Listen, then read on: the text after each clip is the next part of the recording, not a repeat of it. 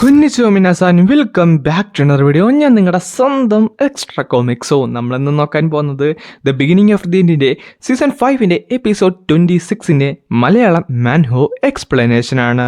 Guys, നിങ്ങളെല്ലാവരും പറഞ്ഞൊരു കാര്യമാണ് TBTയുടെ ലൈറ്റ് നോവൽ എക്സ്പ്ലെയിൻ ചെയ്യാനായിട്ട്. ഗൈസ്, ഞാൻ ലൈറ്റ് നോവലിൽ അത്ര എക്സ്പേർട്ട് ഒന്നുമല്ല, ഞാനൊന്ന് വായിച്ച് തുടങ്ങിയതേ ഉള്ളൂ. അതുകൊണ്ട് തന്നെ അതിപ്പോൾ എക്സ്പ്ലെയിൻ ചെയ്യുന്ന ഒരു സാഹചര്യത്തിലോ ഉള്ളത്. പിന്നെ നമ്മൾ ഇനി ചെയ്യാൻ പോകുന്നത് നാനോ മെഷീൻ തന്നെയാണ്. കാര്യം കഴിഞ്ഞ 2 പോളിട്ടിട്ടും ഏകദേശം 2000-ൽ പല ആൾക്കാർ വോട്ട് ചെയ്തത് നമ്മുടെ നാനോ മെഷീനിലാണ്. എനിക്കറിയാം ലുക്കസത്തിന് വേണ്ടി കുറച്ചധികം ആൾക്കാർ കാത്തിരിപ്പുണ്ട്, പക്ഷേ നമ്മുടെ മെജോറിറ്റി ഓഫ് ആൾക്കാർ പറയുന്നത് നാനോ മെഷീനാണ്. സോ TBTയുടെ എൻഡിങ് കഴിഞ്ഞതിന് ശേഷം നമ്മൾ നാനോ മെഷീൻ ആയിരിക്കും കംപ്ലീറ്റ്ലി ഫോക്കസ് ചെയ്യാനായിട്ട് പോകുന്നത്. അതിനോടൊപ്പം തന്നെ ബ്ലാക്ക് ക്ലോവർ നമ്മൾ ഫിനിഷ് ചെയ്യുന്നതായിരിക്കും. സോ നിങ്ങൾ ഈ പേജ് ആദ്യമായിട്ടാണ് കാണുന്നെങ്കിൽ ഇപ്പോൾ തന്നെ ലൈക്ക് ചെയ്യാനും സബ്സ്ക്രൈബ് ചെയ്യാനും നിങ്ങളുടെ കൂട്ടുകാർക്ക് നമ്മുടെ വീഡിയോ ഒന്ന് ഷെയർ ചെയ്ത് കൊടുക്കാനും മറക്കണ്ട. സോ നമുക്ക് നേരെ എന്തായാലും വീഡിയോയിലേക്ക് കടക്കാം. അങ്ങനെ കഴിഞ്ഞ ചാപ്റ്ററിൻ്റെ അവസാനം ആർത്തർ അവൻ്റെ റൂമിൽ കിടന്ന് ഉറങ്ങിപ്പോയിരുന്നു. സോ ഇനി എന്ത് സംഭവിക്കുന്നത് നോക്കാം. അങ്ങനെ ഈ ചാപ്റ്റർ തുടങ്ങാൻ നേരത്ത് ഗ്രേഹിനെയും അവൻ്റെ എതിരിലല്ല വാലിനെയാണ് കാണിക്കുന്നത്. അവർ രണ്ടുപേരും ഫൈറ്റ് ചെയ്യാൻ വേണ്ടി റെഡിയായി നിൽക്കുമായിരുന്നു. പെട്ടെന്നായിരുന്നു വാലർ ആർത്തറിൻ്റെ നേരെ ഒരു അറ്റാക്കുമായിട്ട് വരുന്നത്. അവൻ്റെ ഓറയും കീയും ഇമ്പ്രസീവാണ്, അവൻ്റെ ബോഡിയും അവൻ്റെ വെപ്പണും ഇമ്പ്രസീവാണ്. അവൻ ശരിക്കും ഒരു പ്രിവിലേജ് ഉണ്ടെങ്കിലും അവൻ്റെ കീ യൂസേജ് എന്ന് പറഞ്ഞ് പ്യുവർ ടാലൻറ്റും ഹാർഡ് വർക്കിൽ നിന്ന് വന്നതാണ്. സത്യം പറഞ്ഞാൽ ഞാൻ ശരിക്കും എൻ്റെ കീ ലിമിറ്റഡ് ആയിട്ട് വെക്കണം. ഒരൊറ്റ അറ്റാക്ക് അവൻ്റെ മേത്ത് നിന്ന് എനിക്ക് കിട്ടിക്കഴിഞ്ഞാൽ കഥ തീർന്നു. ഈ സമയത്ത് തന്നെ അവൻ കാറി കൊണ്ട് വീണ്ടും ആർത്തറിനെ അറ്റാക്ക് ചെയ്യാനായിട്ട് വരുന്നുണ്ട്. പക്ഷേ എത്രയൊക്കെ അവൻ്റെ കീയും ടെക്നിക്കും എല്ലാം അടിപൊളിയാണെങ്കിലും അവൻ ശരിക്കും സ്ലോ ആണ്. എന്നെ സംബന്ധിച്ച് അവൻ ശരിക്കും സ്ലോ ആണെന്ന് പറഞ്ഞിട്ട് അവനെ ചവിട്ടി നേരെ ബാക്കിലേക്ക് ഇട്ടിട്ട് അപ്പം തന്നെ ഗ്രേ അവനെ അറ്റാക്ക് ചെയ്യുന്നുണ്ട്. ആ ഒരു അറ്റാക്ക് കൊണ്ട് അവൻ നേരെ ബാക്കിലേക്ക് തെറിച്ച് വീഴേ അവൻ നന്നായിട്ട് ദേഷ്യം വരുന്നുണ്ട്. മതി, ഈ മാച്ച് ഇവിടെ ഓവറായിരിക്കുന്നു. ഈ സമയത്ത് തന്നെ അവൻ ചോദിക്കുന്നുണ്ട്, അതിന് വർത്താനാണ് പറഞ്ഞത്, അവൻ ജസ്റ്റ് എന്നെ തൊട്ടത് മാത്രമേ ഉള്ളൂ, എനിക്കിനി ഫൈറ്റ് ചെയ്യാനായിട്ട് പറ്റും. ഇവിടെ ജയവും തോൽവിയൊന്നുമില്ല, എനിക്ക് കാണേണ്ടത് ഞാൻ രണ്ടുപേരുടെ ഭാഗത്തു നിന്ന് കണ്ടിരിക്കുന്നു. ഇല്ല, ഞാൻ ഒരിക്കലും അത് സമ്മതിക്കത്തില്ല. അവൻ്റെ ഭാഗത്ത് നിന്ന് ഒരു ലക്കി ബ്ലോ ആണ് ഉണ്ടായത്. ലക്കി ബ്ലോയോ? അത് കൊള്ളാം. 1 മിനിറ്റും 8 സെക്കൻഡും നീ ചെയ്ത എല്ലാ അറ്റാക്സും അവൻ സക്സസ്ഫുള്ളി ഡോഡ് ചെയ്ത് കളഞ്ഞു. എന്നിട്ടാണ് അവൻ നിന്നെ സ്ട്രൈക്ക് ചെയ്തത്. എന്നിട്ട് നീ പറയുന്നത് അത് ലക്കി ബ്ലോ ആണെന്നാണോ?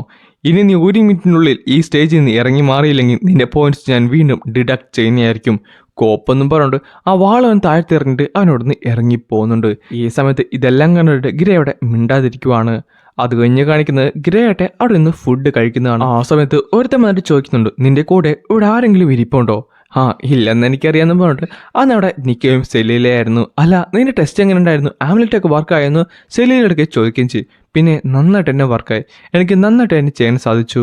ടെസ്റ്റേഴ്സിൻ്റെ ഒക്കെ റിയാക്ഷൻ വെച്ചിട്ട് ഞാൻ ഏകദേശം ആവറേജിൻ്റെ മുകളിലാണ്, പക്ഷേ ഏറ്റവും ആവറേജിലും അല്ല. എങ്കിൽ ഞാൻ പറയാം, നീ എബോ ആവറേജും അല്ല ബിലോ ആവറേജും അല്ല. അപ്പോൾ നീ above average but below average significant key user ആയിരിക്കും. കൊള്ളാം, ഇവർ നല്ല വട്ടാണല്ലേ. എന്തൊക്കെ തരത്തിൽ പേരാണ് ഇവൻ പറയുന്നത്. സെല്ലിനെ ഹെൽപ്പ് ചെയ്യാനായിട്ട് അവൻ ശരിക്കും നോക്കുന്നുണ്ട്. ഞാനെന്ന് പറയട്ടെ, ഞാൻ സ്റ്റിൽ ഇപ്പോഴും പറയുന്നത് നിങ്ങൾ രണ്ടുപേരും ഏതെങ്കിലും റെഗുലർ സ്കൂളിൽ പോകുന്നതാണ്. ഇപ്പോഴും അധികം താമസിച്ചിട്ടൊന്നുമില്ല. പിന്നെ ഒരു കോപ്പമില്ല, എവിടെ പോയാലും നമ്മൾ 3 പേരും ഒരുമിച്ച് തന്നെ നിൽക്കും. പിന്നെ ഇത് നിനക്ക് മാത്രം പറ്റിയ സ്ഥലമൊന്നുമല്ല കേട്ടോ. ഇവിടെ ടോപ്പ് ലൈനിലുള്ള റിസർച്ച് ഫെസിലിറ്റീസ് ഉണ്ട്, ഇവിടെ വർക്ക്ഷോപ്സ് ഉണ്ട്, എഞ്ചിനീയറിംഗ് സ്റ്റുഡൻസ് ഉണ്ട്. സോ സത്യം പറഞ്ഞാൽ ഇത് അടിപൊളി സ്ഥലം തന്നെയാണ്. നിക്കോ പറയുന്നത് സത്യം തന്നെയാണ്. ഞങ്ങൾക്കും ഇവിടുന്ന് ഒത്തിരിയധികം കാര്യങ്ങൾ പഠിക്കാൻ സാധിക്കും. എങ്കിൽ കുഴപ്പമില്ല, നിങ്ങളൊന്ന് സൂക്ഷിച്ചാൽ മാത്രം മതി. നമുക്കിപ്പോഴും അറിയില്ലല്ലോ സെല്ലിനെ ആരാണ് അന്ന് അറ്റാക്ക് ചെയ്യാൻ വരുന്നതെന്ന്. നീ വെറുതെ വിഷമിക്കേണ്ട കാര്യമൊന്നുമില്ല. കീ റെസിഡൻസ് ഒക്കെ നമ്മളിപ്പോൾ യൂസ് ചെയ്തിട്ടുണ്ട്. ഇവിടെ വെച്ച് എന്തായാലും നമുക്കൊന്നും പറ്റാൻ പോകുന്നില്ല. എന്തായാലും എനിക്ക് മതി, ഇതൊക്കെ കഴിക്കാൻ തന്നെ തോന്നുന്നില്ല. നമുക്കെന്തായാലും പുറത്തേക്ക് ഇറങ്ങിയാലോ?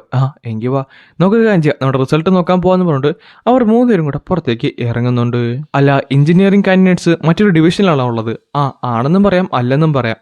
അതെന്താ അങ്ങനെ? സത്യം പറഞ്ഞാൽ ഇന്റലക്ച്വലുള്ള കാൻഡിഡേറ്റ്സ് ആയിട്ടാണ് ഞങ്ങളെ കണക്കാക്കുന്നത്. സോ കീ യൂസ് ചെയ്യാൻ പറ്റുന്നുണ്ടെങ്കിൽ ടൂൾസ് ക്രിയേറ്റ് ചെയ്യാനായിരിക്കും ഞങ്ങളെ മെയിൻലി നോക്കാൻ പോകുന്നത്. സോ ഇത് നിങ്ങളെ പോലെ മാർഷൽ കാൻഡിഡേറ്റ്സിനെ പോലെ അത്ര ഹെവി ആയിട്ടുള്ള പ്രശ്നമൊന്നും കാണത്തില്ല.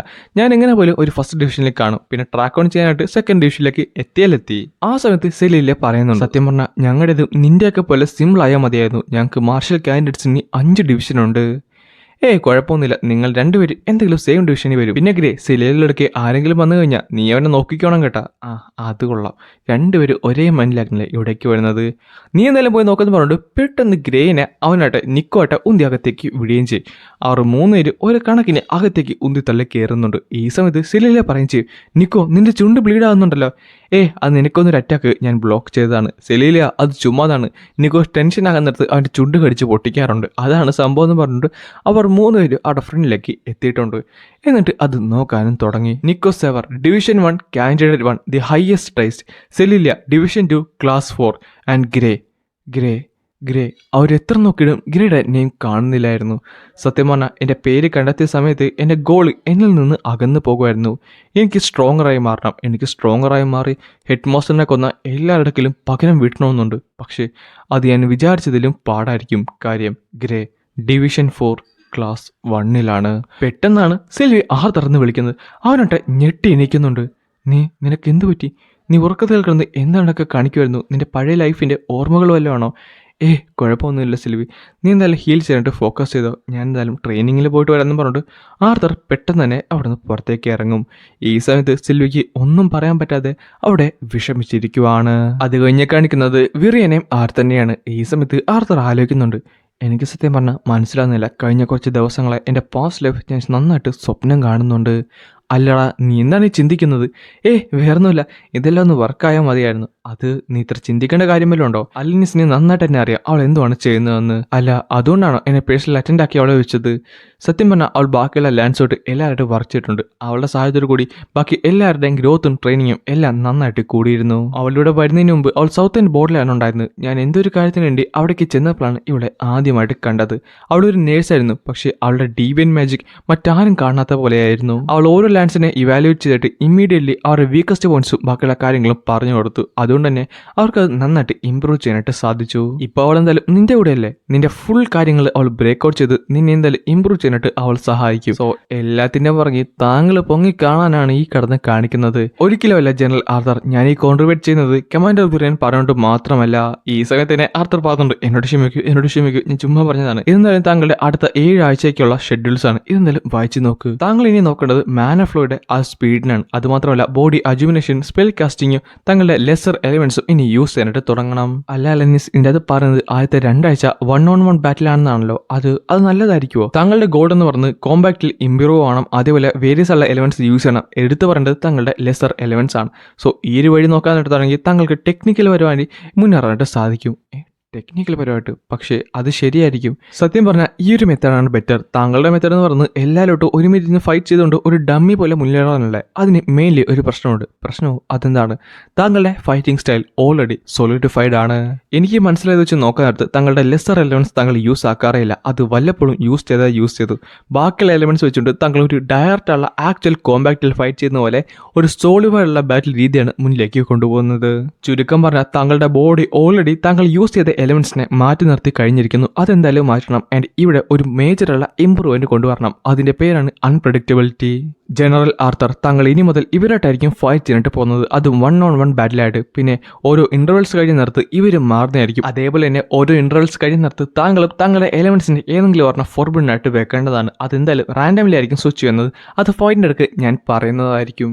സത്യം പറഞ്ഞാൽ എൻ്റെ ഒറിജിനൽ ഐഡിയ എന്ന് പറയുന്നത് എല്ലാവരുമായിട്ട് കൂട്ടി നിന്ന് ഫൈറ്റ് ചെയ്യുന്നതായിരിക്കും. സോ ഇതാണ് ബെറ്ററെങ്കിൽ നമുക്ക് അങ്ങനെ തന്നെ ചെയ്യാം. നീ പേടിക്കണ്ട, അവൾക്ക് എന്തായാലും നന്നായിട്ട് തന്നെ അറിയാം. പിന്നെ ബാക്കിയുള്ള ലാൻസിന്റെ ട്രെയിനിങ് സെക്ഷൻ ഇതിലും കോംപ്ലിക്കേറ്റഡ് ആയിട്ടാണ് എനിക്ക് തോന്നിയിട്ടുള്ളത്. അലനിസ്, എനിക്കറിയാം നീ എന്തായാലും പ്രോഗ്രസിന് വേണ്ടിയാണ് കാത്തിരിക്കുന്നത്. പക്ഷേ ആർത്തറിനെ നീ കൊന്നേക്കല്ലോ കേട്ടോ, എനിക്ക് അവനെ ഇനിയും വേണ്ടതാണ്. ഓ അങ്ങനെയാണോ?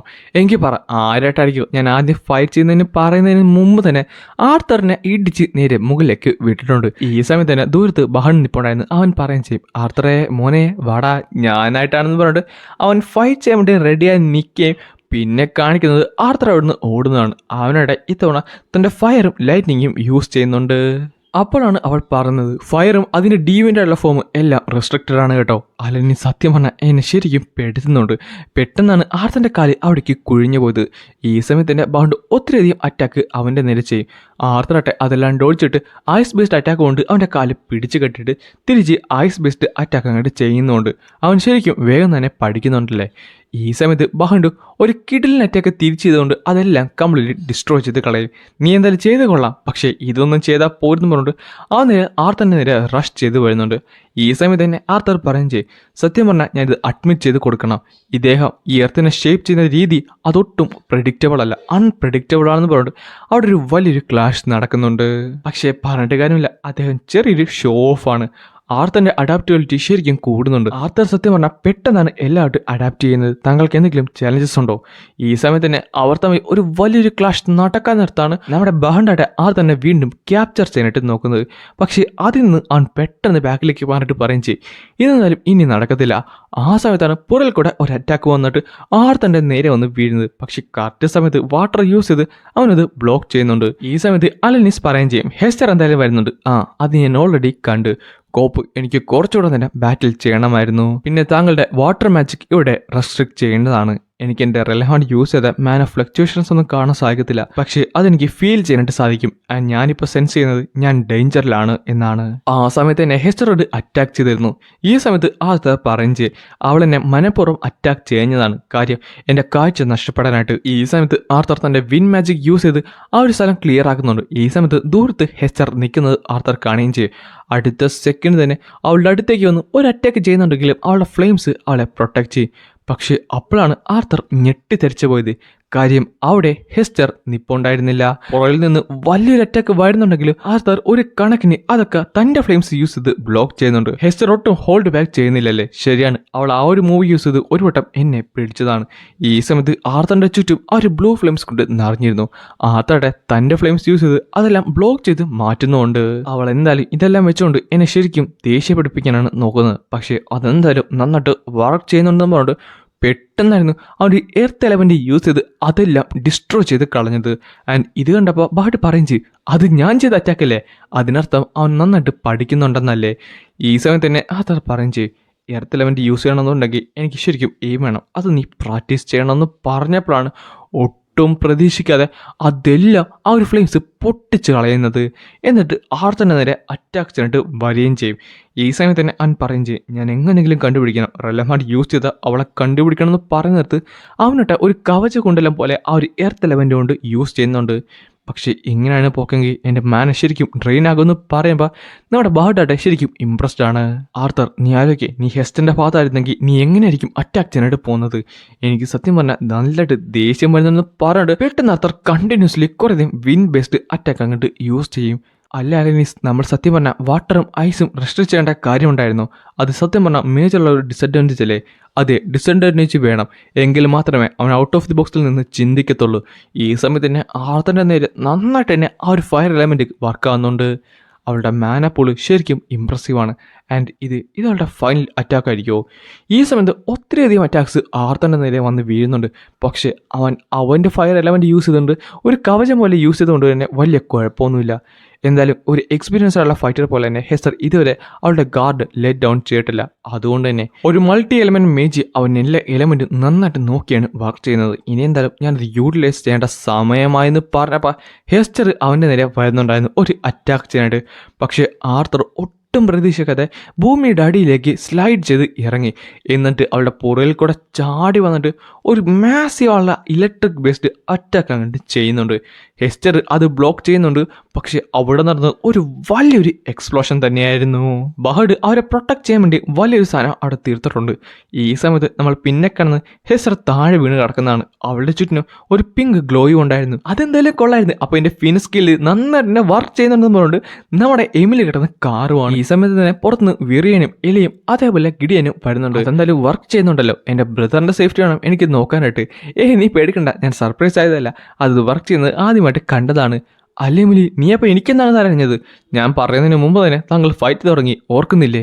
നീ പേടിക്കുന്നു വേണ്ട, അതിൻ്റെ ഒന്നും വശം എനിക്കില്ല. ഇങ്ങനെ നീ സൂക്ഷിച്ചോടോ, അടുത്ത വർഷം നിനക്ക് എന്തായാലും അത് യൂസ്ഫുൾ ആകുന്നതായിരിക്കും. അല്ല, നീ എന്താണ് എവിടേക്കെന്ന് പറഞ്ഞിട്ട് പെട്ടെന്ന് എല്ലിനെ പോയി അവൻ പിടിക്കുന്നുണ്ട്. ഈ സമയത്ത് തന്നെ ആൾ പറയുന്നത് നന്നായിട്ട് നാറുന്നുണ്ട്. ആദ്യം തന്നെ ഒന്ന് ഫ്രഷ് ആയിട്ട് നോക്ക്. അല്ല ഓൾഡ് മാൻ, താങ്കളെന്ന് എവിടേക്ക് വന്ന്? താങ്കൾക്ക് എന്താ കൗൺസിലിൽ മീറ്റിംഗ് ഇല്ലേ? എനിക്ക് നിങ്ങൾക്ക് കുറച്ച് പ്രൈവറ്റ് അല്ല അപ്ഡേറ്റ് പറയാനുണ്ട്. എല്ലാവരും ഒന്ന് പുറത്തിറങ്ങുമോ? മിസ് ലിവിൻ, താങ്കൾ എന്തായാലും ഇവിടെ നിന്നോ? ഞാനും. അല്ല, എന്ത് പറ്റി? വാളിൽ നിന്ന് ബ്ലാക്ക് മെനിലേക്ക് സപ്ലൈസ് കൊണ്ടുവന്ന സ്ഥലത്ത് വെച്ച് ഒരു അറ്റാക്ക് ഉണ്ട്. ആൻഡ് അവിടെ പല വാരിയേഴ്സിന് പരിക്ക് പറ്റുകയും ചെയ്തു. ആൻഡ് ആ ഒരു അറ്റാക്ക് കാരണം തന്നെ കുറച്ച് പ്രശ്നങ്ങൾ അവിടെ ക്രിയേറ്റ് ചെയ്യപ്പെട്ടു. ആൻഡ് അവിടെ ടിൻ ഹോൺസും പിന്നെ നിങ്ങളുടെ പാരൻസും ഡ്യൂട്ടിയിൽ ഉണ്ടായിരുന്നു എന്നും പറഞ്ഞുകൊണ്ട് അവരിത് കേട്ട് ഞെട്ടിത്തരിച്ചുകൊണ്ടാണ് ഈ ഒരു ചാപ്റ്റർ ഇവിടെ അവസാനിക്കുന്നത്.